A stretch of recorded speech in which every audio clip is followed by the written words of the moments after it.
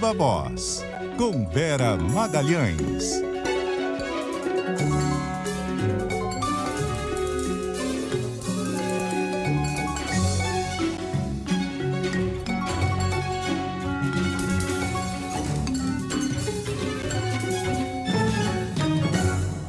Olá, boa noite. São 6h04. Está no ar o Viva Voz, trazendo informação, análise e muito bastidor sobre as principais notícias da política e da economia no Brasil e no mundo. Boa noite, Carol Moran. Oi, Vera. Boa noite para você, de novo para os ouvintes. Hoje é pouco tempo para muita notícia, né? Tem Banco Central, tem pesquisa Quest, o que não falta é assunto aqui. E a gente ainda vai ter uma entrevista exclusiva no Viva Voz com a ministra Marina Silva sobre essa questão dos incêndios, das queimadas que atingem vários estados do país. Então, você não perca, fique com a gente pela próxima hora, que tem muita informação por aqui. A gente já começa com um dos fatos do dia. A gente disse ontem que era bem provável que saísse até o final dessa semana e saiu. Abemos, novo presidente do Banco Central, Fernando Haddad, confirmou Gabriel Galípolo, para surpresa de 0 pessoas. E quem traz as informações, os detalhes e as primeiras reações, a indicação para a gente é a Isa Staciarini. Boa noite, Isa. Pois é, Vera, muito boa noite a você, a Carol e aos ouvintes, confirmando que indicavam todas as previsões, né? O ministro da Fazenda, Fernando Haddad, anunciou que o presidente Lula, de fato, vai indicar Gabriel Galípolo como o próximo presidente do Banco Central no lugar de Campos Neto. Só que antes de assumir, Galípolo precisa passar por uma sabatina na CAI. O que é a CAI? Comissão de Assuntos Econômicos no Senado, e ter o nome aprovado não só lá, mas também no plenário por maioria simples dos votos, desde que estejam presentes 41 dos 81 senadores. A expectativa é de que a sabatina ocorra ainda em setembro, e depois de enviar o nome de Galípolo ao Senado, o Ministério da Fazenda vai preparar a indicação de outros 3 novos diretores. Quando Haddad fez esse anúncio aqui à imprensa no Palácio do Planalto no início da tarde, ele informou que o presidente Lula iria encaminhar o nome do economista, que hoje é o diretor de política monetária do Banco Central, ainda hoje ao Congresso Nacional.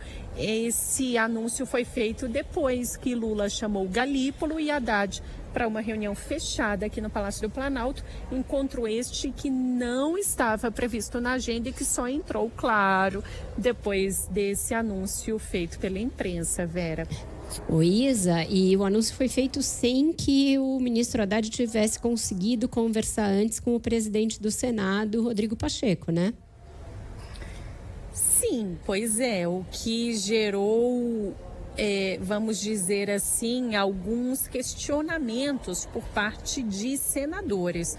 O ministro explicou que tentou falar com o presidente Rodrigo Pacheco, mas que ele não conseguiu e saiu daqui do Planalto, onde eu estou, ao lado de Galípolo, informando que ainda iria tentar falar com o Pacheco. Mas fato é, respondendo objetivamente a pergunta, o anúncio foi feito antes do informe ao presidente do Congresso, Rodrigo Pacheco. O ministro explicou que recebeu essa incumbência do presidente para fazer a declaração à imprensa. Haddad, porém, disse que Pacheco sabe da importância da indicação de Galípolo e que há uma sintonia entre Lula e Pacheco. A sabatina é uma atribuição do Senado Federal. O presidente Lula chegou a discutir com o presidente Pacheco qual seria a melhor oportunidade, mas isso cabe ao Senado marcar e decidir. Mas eu quero crer que está sintonizado os presidentes Pacheco e Lula em relação à importância, né, dessa indicação. Mas o presidente Lula já vinha conversando com o presidente Pacheco a respeito disso, e nós vamos respeitar a institucionalidade da casa. A casa tem o seu ritmo, tem os seus afazeres, e vai saber julgar o melhor momento de fazer essa batida.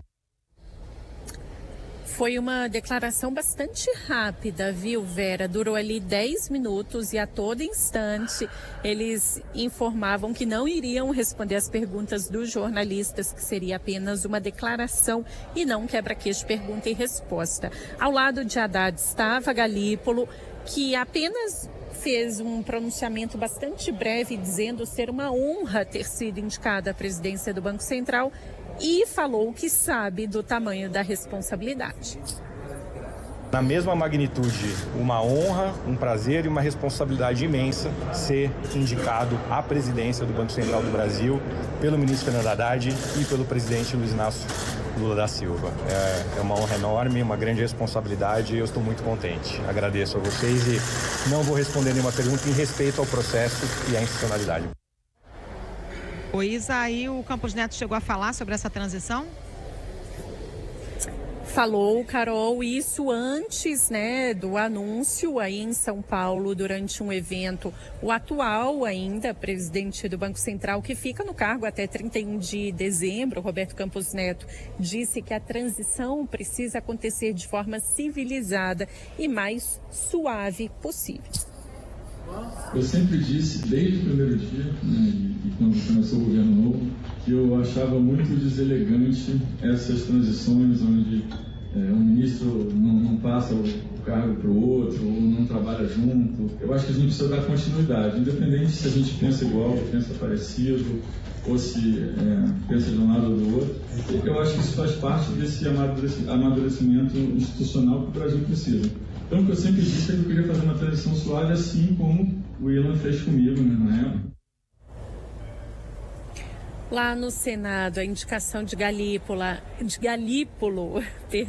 é vista por parlamentares como previsível. O economista também tem sido avaliado como um nome de diálogo e até por isso a expectativa é que a sabatina ocorra sem muito conflito, num tom mais amistoso. A minha colega, a repórter Milena Teixeira, conversou com o senador Flávio Bolsonaro do PL, que disse que espera que o novo presidente do Banco Central tome decisões técnicas. Bom, a gente sempre espera que as decisões do Banco Central sejam técnicas, né? E é que tá, essa aqui é a dúvida. A partir do momento que ele se torna presidente do Banco Central, se passar aqui pelo Senado, como já passou uma vez, é saber se ele vai manter a mesma linha de decisões técnicas e qual é o compromisso que o Lula está pedindo para ele para indicá-lo para a presidência do Banco Central.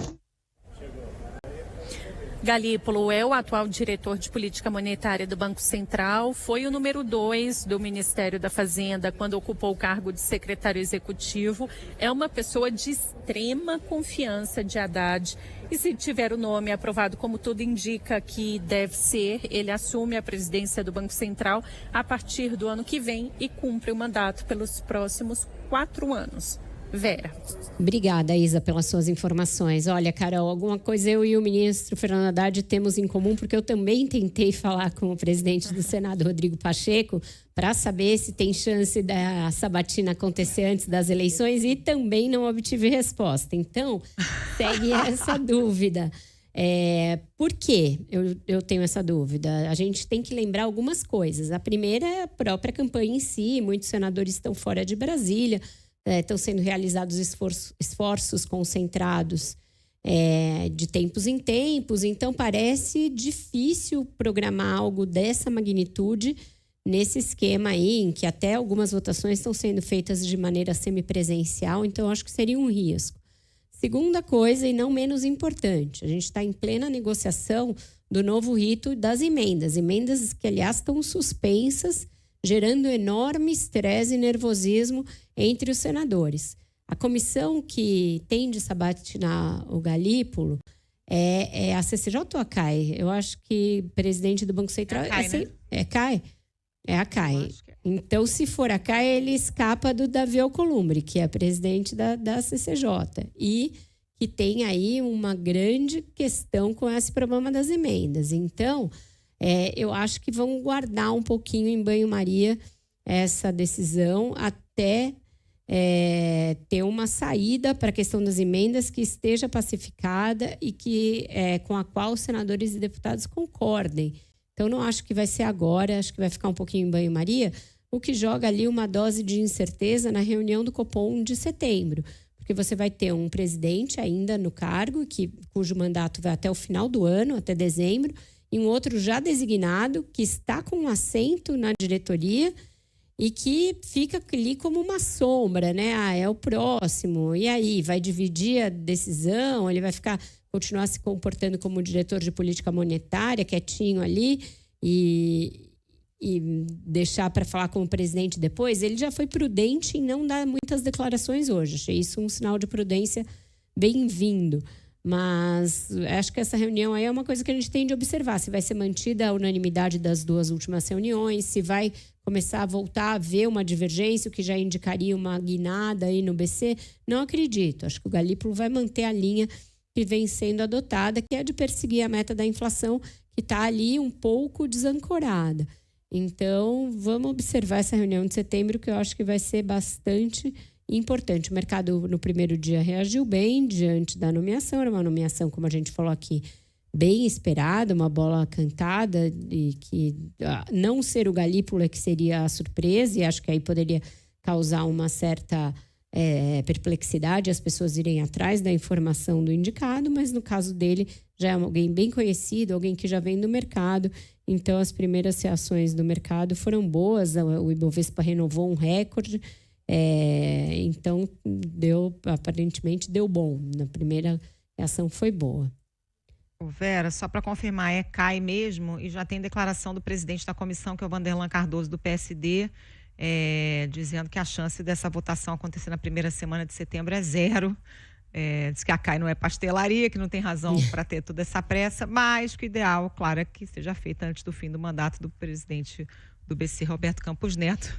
Mas aí é um horizonte de tempo muito grande, né? Vamos ver para quando vão conseguir marcar. Eu acho que o mais provável é depois da eleição, é o mais razoável. A gente muda de assunto, começa a falar da própria eleição, porque hoje teve uma nova rodada grande aí de pesquisas da Quest. Quem está aqui já no estúdio mais cedo com a gente é o Guilherme Muniz, que é quem está pilotando esses números. Muniz, boa noite para você. O que os números mostram aí para a gente? Boa noite, Vera. Boa noite, Carol. Bom, vamos começar detalhando aqui os números de São Paulo. Depois tem também os outros estados, várias outras prefeituras, né, em disputa. Mas essa nova pesquisa do Instituto Quest aqui para São Paulo mostra um empate técnico triplo entre 3 candidatos, obviamente, né? O Guilherme Boulos, do PSOL, o Pablo Marçal, do PRTB, e Ricardo Nunes, do MDB. Boulos aparece à frente, numericamente, com 22% das intenções de voto. Marçal e Nunes estão com 19% cada um. O apresentador José Luiz da Atena, do PSDB, é o que vem na sequência, com 12% das intenções de voto. E a deputada federal Tabata Amaral, do PSB, tem 8%. A lista segue ali com outros candidatos, né? Marina Helena, do Partido Novo, tem 3% da preferência, Bebeto Haddad, da Democracia Cristã, 2%, e os demais candidatos não chegaram a pontuar. 8% dos entrevistados disseram que ainda estão indecisos e 7% dizem que vão votar em branco ou nulo. Olhando para esses dados, Vera, Pablo Marçal é o candidato que mais cresceu, de longe, inclusive, na comparação com o levantamento anterior, feito pela Quest há exatamente um mês. E naquele momento era antes do registro das candidaturas e do início da campanha eleitoral nas ruas, né? O candidato do PRTB tinha 10% no levantamento anterior, então ele avançou 9 pontos percentuais em um mês. Guilherme Boulos, nesse período, cresceu 3 pontos, assim como Tabata Amaral. Já José Luiz da Atena teve a maior queda de 5% e Ricardo Nunes caiu 3 pontos nas intenções de voto. Lembrando que a margem de erro é de 3 pontos nessa pesquisa, Vera. Pra gente, ao primeiro olhar, parecia que a pesquisa não tinha grande novidade, porque a gente estava comparando banana com laranja, ou seja, comparando com o Datafolha que saiu recentemente. E aí causou, o Marçal parou de subir, por quê? Porque algumas outras pesquisas de institutos aí menos conhecidos vinham dando já o Marçal à frente numericamente dos outros candidatos, do Boulos e do Nunes. Acontece que é isso, a Quest anterior era de lá de antes do registro, e agora é a primeira Quest que eles estão mostrando essa curva ascendente do Pablo Marçal. Diferentemente do Datafolha, eles fizeram outros cruzamentos para o segundo turno, né, Muniz? Eles fizeram vários cenários. Eu destaco aqui 3 deles que são os mais relevantes aí nessa discussão, Vera. Nesses principais cenários, o que a gente tem é o seguinte, que Boulos e Marçal aparecem empatados, enquanto o atual prefeito Ricardo Nunes venceria os 2 candidatos. Então, no primeiro cenário, Boulos e Marçal têm 38% de intenção de voto cada. E aí, numa disputa entre Ricardo Nunes e Guilherme Boulos, o atual prefeito tem 46% das intenções de voto contra 33% do deputado federal do PSOL. E num eventual segundo turno contra Pablo Marçal, Nunes tem 47% das intenções de voto, portanto um ponto percentual a mais do que na disputa anterior, contra 26% do influenciador. E o Instituto também fez outros cenários em que José Luiz da Atena vence Boulos e Marçal, mas perde para Nunes. E nesses levantamentos aqui de segundo turno, a margem de erro também é de 3 pontos percentuais. Que era esse número que a gente estava até curiosa, né, Vera? Para ver como é que seria o segundo turno, se o Boulos ia desempenhar melhor ou pior contra o Pablo ou contra o Nunes. Deu a lógica, né? De fato, o Nunes tem capacidade para vencer os dois, mas quando bota ali Pablo Marçal contra o Guilherme Boulos, a coisa está empatada. Ô Muniz, como é que está a questão da transferência de votos, hein? Olha, Carol, o aumento das intenções de votos de Pablo Marçal, que a gente viu bem expressivamente nesse levantamento, é um reflexo exatamente da migração de voto de eleitores bolsonaristas. A pesquisa mostra que Marçal ultrapassou Ricardo Nunes entre os eleitores de Jair Bolsonaro na última eleição. Sendo que Nunes, a gente lembra aqui, é apoiado oficialmente por Bolsonaro, mas tem aquela questão de não ter ali um apoio tão explícito muitas vezes. Então, atualmente, 39% dos eleitores de Bolsonaro indicam voto em Marçal, enquanto 33% estão com Nunes. Antes, Nunes tinha 35% e Marçal 28%. Por outro lado, esse levantamento também mostra que teve uma consolidação do voto lulista em Boulos.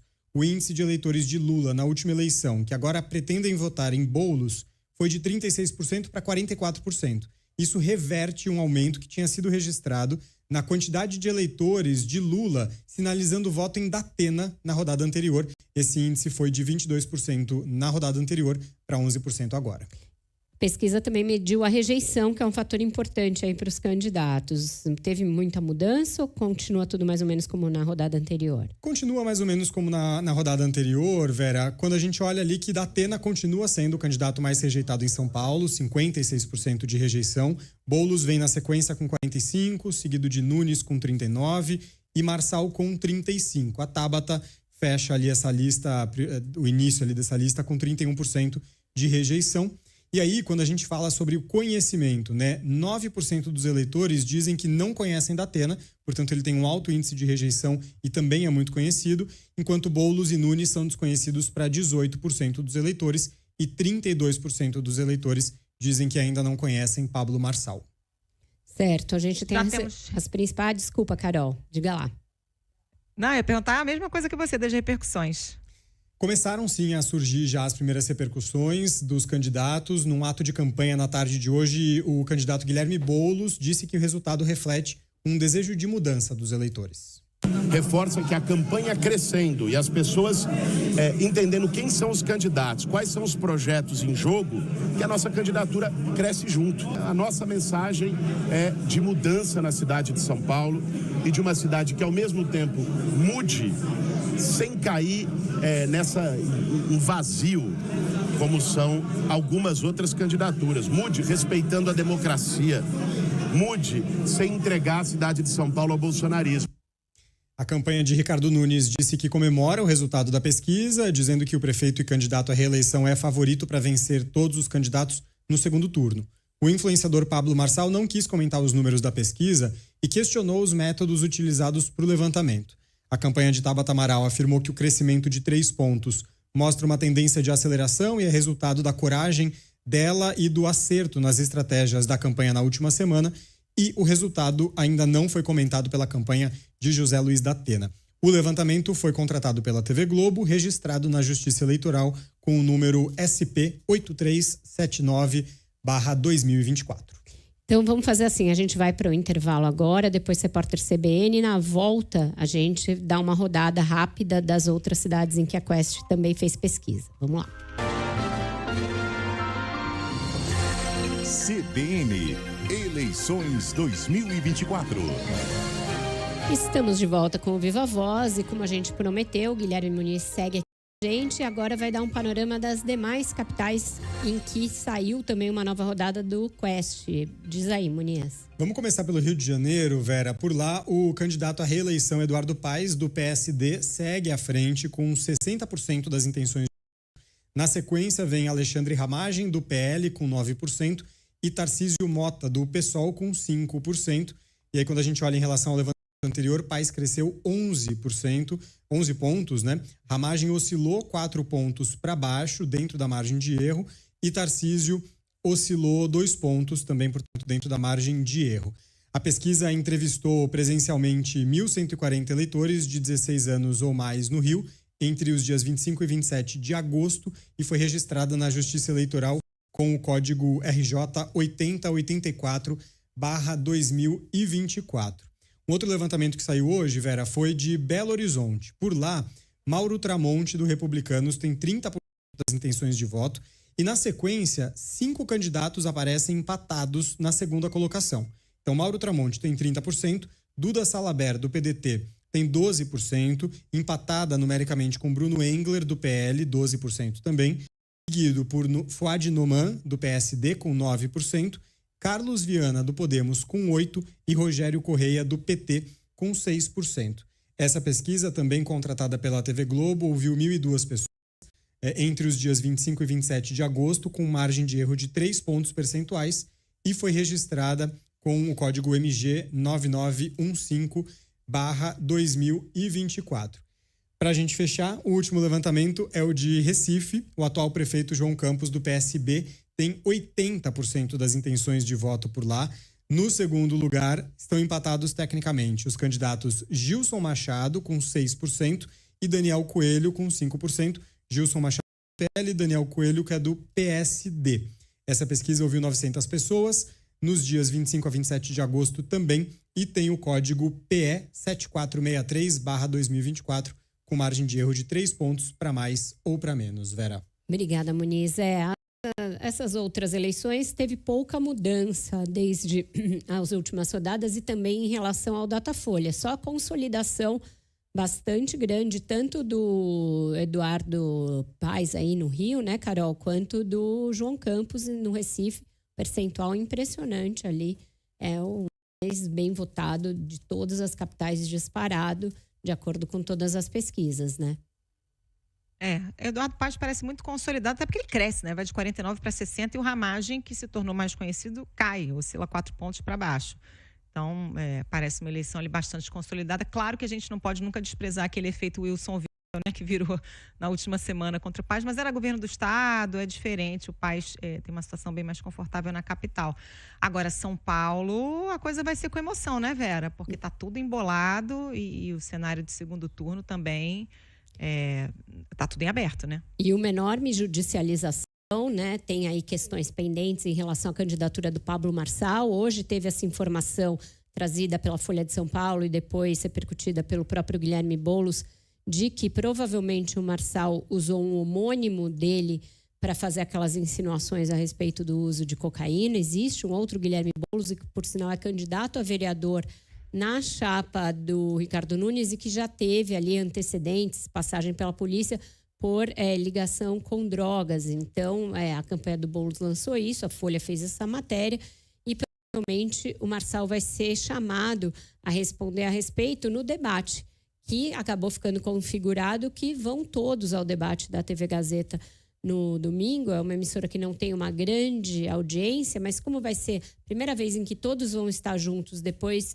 de terem deixado de ir ao debate da Veja e depois dessa ascensão no Marçal, vai ser importante para a gente ver como vão ser as estratégias de todos em relação ao candidato do PRTB, se o Boulos vai para cima dele, como foi nesse vídeo aí em relação a essa questão das drogas, se acaba fazendo aquela opção de que acha que é melhor enfrentar o Marçal mesmo no segundo turno. Então, as estratégias estão em mutação e o debate foi importante para ver. Agora, Vera, se confirmar que é mesmo homônimo, né, que é esse o caso a que o Pablo Marçal toda hora se refere, é um caso de 2001.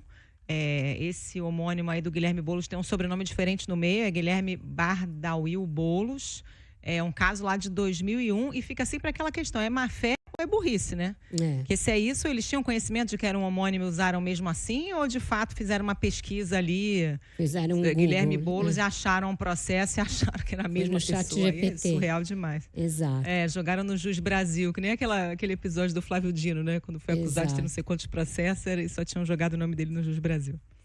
Fechando então a rodada de pesquisas, eu tinha anunciado que a gente teria uma entrevista exclusiva com a ministra Marina Silva, ela falou ali no domingo a respeito da situação dos incêndios, mas desde então houve várias atualizações, novos números e a decisão do ministro Flávio Dino a respeito. Então, seja muito bem-vinda. Boa noite, ministra. Obrigada pela sua atenção. A ministra está por imagem também para quem nos acompanha no Globoplay, no YouTube, nos demais aplicativos. Boa noite. Boa noite, Vera. Boa noite, Carol. Boa noite os que estão nos acompanhando. Ministra, a senhora foi a primeira pessoa, a primeira autoridade a aventar a possibilidade de uma orquestração nesses incêndios aí que ocorreram simultaneamente em vários locais do país. A gente sabe que o momento de seca propicia incêndios, mas não na magnitude em que eles ocorreram e dessa maneira aí em quase todos os estados e nessa proporção. Avançou-se alguma coisa em relação à possibilidade deles terem sido orquestrados? Bem, eles são por ação humana, isso é inquestionável. No caso do Pantanal, por exemplo, os meteorologistas estão dizendo que não há nenhuma identificação de ignição em função de raios. É por ação humana. E uma coincidência de que, aonde tem mais desmatamento, que é o caso de Corumbá, também mais incêndios. Nós observamos, nas últimas semanas, uma situação em que o combate que está lá, mais de 800 pessoas na linha de combate só do governo federal, uma série de equipamentos públicos e uma média de 10 novos incêndios que começam a cada semana. E isso é por ação humana, inclusive em situações bastante remotas, que fica muito difícil você imaginar que se não teve um raio, o que aconteceu ali naquela área. Obviamente que isso é algo que está sendo investigado pela Polícia Federal. No caso do Pantanal, nós já temos mais de 20 inquéritos que estão abertos. No caso de São Paulo, são 2 inquéritos que estão abertos. No caso da Amazônia, temos também inquéritos que estão em processo de investigação. Quando você fala de uma ação que parece ter havido uma intencionalidade, obviamente que quem vai dizer isso é a investigação da polícia, mas segundo os dados do IPAM, o que aconteceu no estado de São Paulo, aconteceu ali num espaço de 90 minutos, mais ou menos das 10h45, 46, até o meio-dia, em vários municípios. E cria um estranhamento. Isso não quer dizer que se está levantando suspeitas sobre os proprietários, porque eles têm um grande prejuízo. Nesse período seco, né, o caldo da cana-de-açúcar, ele fica bastante denso e o fogo faz com que ele fique caramelizado, o que significa que tem um prejuízo para o proprietário. Agora, não é normal que você tenha em vários municípios uma situação como essa, mas caberá à Polícia Federal, junto com a Polícia Civil dos estados, como já está sendo investigado, dar o veredito final. No caso da Amazônia, nós temos uma situação da mesma forma, envolvendo várias frentes que os incêndios estão acontecendo. E o ano passado, até uma autoridade do próprio estado do Amazonas encontraram cerca de 80 kits ensinando como as pessoas deveriam provocar um incêndio. Obviamente que as autoridades públicas, elas têm que trabalhar com a suspeição do crime para poder investigar. Nós, do Ministério do Meio Ambiente, temos a função precípua de fazer os processos de multa, de autuação, mas nós não somos a polícia investigativa, quem faz isso é a Polícia Federal. Mas é nossa obrigação acionar as autoridades para que sejam punidos exemplarmente aqueles que estão causando tamanho prejuízo ao país, ao meio ambiente, à nossa economia e à saúde pública. Ministra, o ministro Flávio Dino do Supremo deu um prazo de 15 dias para que os ministérios da Defesa, Justiça e o seu do Meio Ambiente mobilizem o efetivo cabível para atuar no combate a incêndios no Pantanal e na Amazônia. Que resposta pode ser dada? O que pode ser feito além do que já vem sendo feito aí nas últimas semanas? Eu acho que a decisão, a recomendação do ministro Dino, ela é muito convergente e vem ao encontro do que o governo já está fazendo.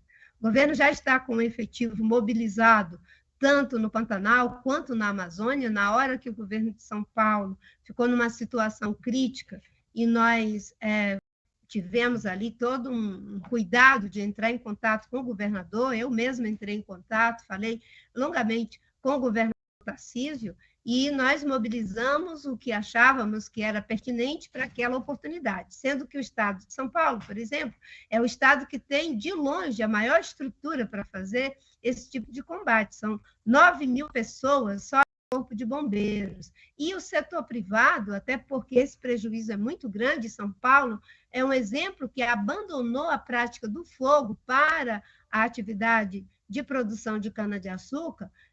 Eles mobilizaram em menos de 2 dias mais de 7.000 brigadistas, só para você ter uma ideia do tamanho da força de trabalho e de equipamento que existe no estado de São Paulo. E se não fosse a chuva, mesmo com todo esse arsenal, nós não teríamos conseguido fazer frente àquela situação. É uma propagação do fogo na cana-de-açúcar em fração de segundo. 80% dos incêndios, segundo os dados que foram feitos pelo ADEM, se deram em cima de área de produção de cana-de-açúcar. Os demais foram sendo distribuídos, né, em floresta plantada, em área de agricultura, de cítricos e até mesmo de floresta nativa, mas 80% na cana-de-açúcar. No caso do Pantanal, você tem isso perto de áreas que têm atividade econômica e perto em áreas que não têm ali uma atividade produtiva ligada diretamente.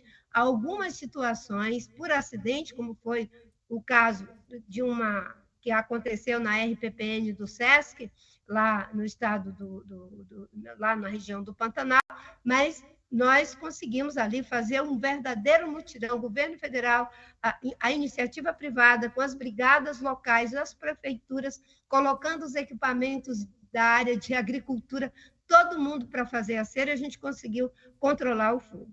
Ministra, na Amazônia, a seca está antecipada em relação ao período histórico de maior estiagem. Com essa situação das queimadas e a possibilidade de essa seca se prorrogar, ela atinge já 16 estados, além do DF, a gente pode ter um ano de retrocesso em relação ao combate às queimadas e também ao desmatamento na Amazônia?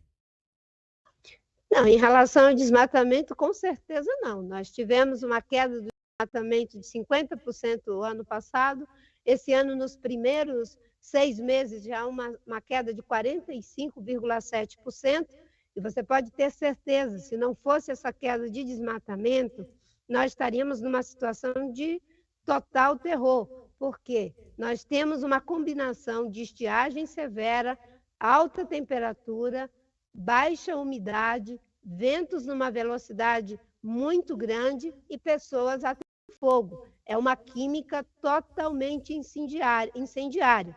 Nesse momento, nós estamos, né, dos 286 incêndios registrados na Amazônia, nós já temos controlados ou extintos cerca de 149 desses incêndios, representando 52% deles, né, isso até 26 de agosto, e temos também uma situação que é a seca mais severa na Amazônia dos últimos 40 anos. Nós temos ali, né, uma quantidade enorme, né, de pessoas que estão trabalhando, são cerca de 1.467 brigadistas, sem falar no suporte que também é dado pelo Corpo de Bombeiros dos estados. E nós acabamos, na sala de situação, de estabelecer mais 3 agências que vão ser implementadas em novas bases, numa outra frente, que é a frente da autuação, da multa, da punição daqueles que estejam descumprindo o toque de recolher em relação a fogo. Nós, desde fevereiro e abril desse ano, nós estabelecemos que era uma situação de emergência ambiental, que não podia mais ter fogo. Os governos decretaram que não poderia haver uso do fogo. O único que ainda não fez isso foi o estado de Rondônia. O estado do Pará fez isso ontem. E, dessa forma, quem usar o fogo estará fazendo ao arrepio da lei, estará sujeito à punição na forma legal. Ministra, queria mudar um pouquinho de assunto, porque essa semana o governo lançou a Política Nacional de Transição Energética, né? Foi lançada pelo Ministério de Minas e Energia. Tem algumas diretrizes ali para a descarbonização da matriz energética, mas também um viés muito intenso de ampliar o uso do gás natural, que a despeito de ser menos poluente, não deixa de ser também um tipo de combustível fóssil, né? Como é que a senhora avalia essa política e o que foi anunciado? Bem, o governo federal está muito focado no Plano Clima, que é a base para que possamos fazer as nossas metas de redução de emissão de CO2 por cada setor, energia, transporte, indústria, agricultura, desmatamento, todos os setores. E, obviamente, que o governo terá e está fazendo todas essas correlações, porque nós temos uma meta a ser apresentada, uma meta a ser cumprida até 2035, temos o compromisso de zerar as nossas emissões até 2050 e já estamos conseguindo um avanço significativo com a queda do desmatamento, mas temos obrigações em relação a todos os setores. A agenda de mitigação deve ser ambiciosa, até porque o Brasil vai assumir a COP 30, a responsabilidade da COP 30, e vamos anunciar nossas metas de redução já na COP 28, no Azerbaijão.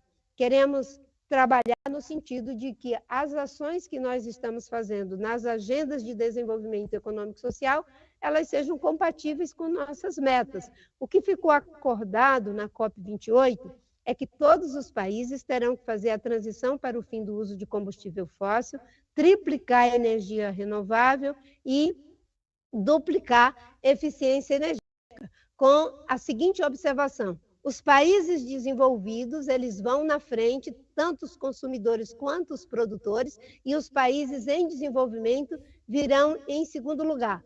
Países exploradores de renda média alta, como é o caso do Brasil, vêm em segundo lugar. Países de renda baixa, eles terão que ser ajudados para poder fazer a sua transição. Esse debate ele deve ser feito em todos os países, como vai ser essa transição para o fim de uso de combustível fóssil, dentro da lógica de uma transição justa, pensando as regiões e até mesmo as diferenças existentes entre, digamos assim, regiões dentro do próprio país, como é o caso dos países que têm desigualdades comparativas, né, de um estado para outro, de uma região para outra. Ministra, só para a gente encerrar, com essa seca, com essa estiagem, o Operador Nacional do Sistema Elétrico pediu que as termoelétricas fiquem de prontidão caso haja novos apagões pontuais ou alguma dificuldade de abastecimento de energia. E isso vai contra essa ideia da gente reduzir as emissões. O Ministério do Meio Ambiente se manifestou, vai manifestar a esse respeito aí da possibilidade de acionamento das termoelétricas? Nós temos uma situação muito difícil em um país vulnerável como o Brasil, porque nós dependemos da hidroeletricidade, a nossa maior fonte de geração. Com o problema da mudança climática, os reservatórios vão ficando cada vez mais em risco de não conseguir fazer o suprimento, de termos aí problema com o suprimento de energia. Aí a gente tem um ciclo vicioso, porque na ausência da energia de hidroeletricidade, entra em ação a energia fóssil e ela alimenta mais aumento da temperatura, o que é um problema grave. Por isso que o Brasil tem compromisso de desmatamento zero, por isso que temos que ter NDCs que sejam ambiciosas, e por isso que o Brasil está trabalhando numa articulação com vários países para que eles deem conta de não permitir que a gente chegue a 1,5, ultrapasse 1,5 de temperatura. Porque mesmo que a gente consiga zerar as nossas emissões, se o mundo não parar de emitir, nós vamos ter um prejuízo enorme para a nossa geração de energia, a nossa segurança energética, o nosso sistema agrícola e vários outros problemas que advirão desses problemas de aquecimento da temperatura da Terra.